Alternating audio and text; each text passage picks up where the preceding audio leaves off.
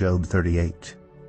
Then the Lord spoke to Job out of the storm. He said, "Who is this that obscures my plans with words without knowledge? Brace yourself like a man. I will question you, and you shall answer me. Where were you when I laid the earth's foundation? Tell me if you understand. Who marked off its dimensions? Surely you know. Who stretched a measuring line across it? On what were its footings set? Or who laid its cornerstone while the morning stars sang together, and all the angels shouted for joy? Who shut up the sea behind doors when it burst forth from the womb? When I made the clouds its garment and wrapped it in thick darkness, when I fixed limits for it and set its doors and bars in place, when I said, "This far you may come and no farther, here is where your proud waves halt." Have you ever given orders to the morning, or shown the dawn its place, that it might take the earth by the edges and shake the wicked out of it? The earth takes shape like clay under a seal. Its features stand out like those of a garment. The wicked are denied their light, and their upraised arm is broken. Have you journeyed to the springs of the sea, or walked in the recesses of the deep? Have the gates of death been shown to you? Have you seen the gates of deepest darkness? Have you seen the gates of the deepest darkness? Have you comprehended the vast expanses of the earth? Tell me if you know all this. What is the way to the abode of light? And where does darkness reside? Can you take them to their places? Do you know the paths to their dwellings? Surely you know, for you were already born. You have lived so many years. Have you entered the storehouses of the snow, or seen the storehouses of the hail, which I reserve for times of trouble, for days of war and battle? What is the way to the place where the lightning is dispersed, or the place where the east winds are scattered over the earth? Who cuts a channel for the torrents of rain, and a path for the thunderstorm, to water a land where no one lives, an uninhabited desert, to satisfy a desolate wasteland and make it sprout with grass? Does the rain have a father? Who fathers the drops of dew? From whose womb comes the ice? Who gives birth to the frost from the heavens? When the waters become hard as stone, when the surface of the deep is frozen, can you bind the chains of the Pleiades? Can you loosen Orion's belt?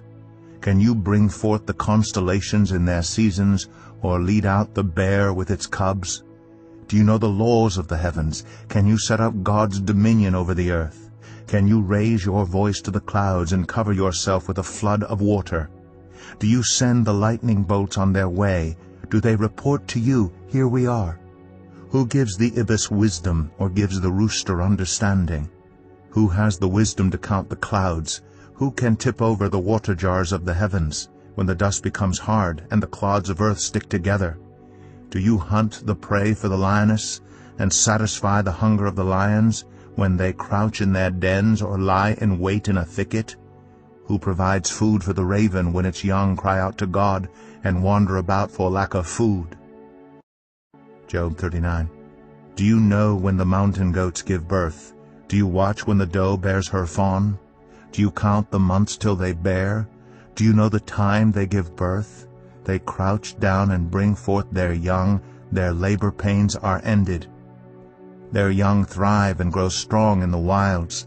They leave and do not return. Who let the wild donkey go free? Who untied its ropes? I gave it the wasteland as its home, the salt flats as its habitat. It laughs at the commotion in the town. It does not hear a driver's shout. It ranges the hills for its pasture, and searches for any green thing. Will the wild ox consent to serve you? Will it stay by your manger at night? Can you hold it to the furrow with a harness? Will it till the valleys behind you? Will you rely on it for its great strength? Will you leave your heavy work to it? Can you trust it to haul in your grain and bring it to your threshing floor? The wings of the ostrich flap joyfully, though they cannot compare with the wings and feathers of the stork. She lays her eggs on the ground and lets them warm in the sand, unmindful that a foot may crush them, that some wild animal may trample them. She treats her young harshly as if they were not hers. She cares not that her labor was in vain. For God did not endow her with wisdom, or give her a share of good sense. Yet when she spreads her feathers to run, she laughs at horse and rider. Do you give the horse its strength, or clothe its neck with a flowing mane? Do you make it leap like a locust, striking terror with its proud snorting? It paws fiercely, rejoicing in its strength, and charges into the fray. It laughs at fear, afraid of nothing. It does not shy away from the sword.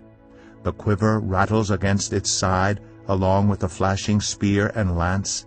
In frenzied excitement it eats up the ground. It cannot stand still when the trumpet sounds. At the blast of the trumpet it snorts, aha! It catches the scent of battle from afar, the shout of commanders and the battle cry. Does the hawk take flight by your wisdom and spread its wings toward the south? Does the eagle soar at your command and build its nest on high? It dwells on a cliff and stays there at night. A rocky crag is its stronghold. From there it looks for food. Its eyes detect it from afar. Its young ones feast on blood, and where the slain are, there it is.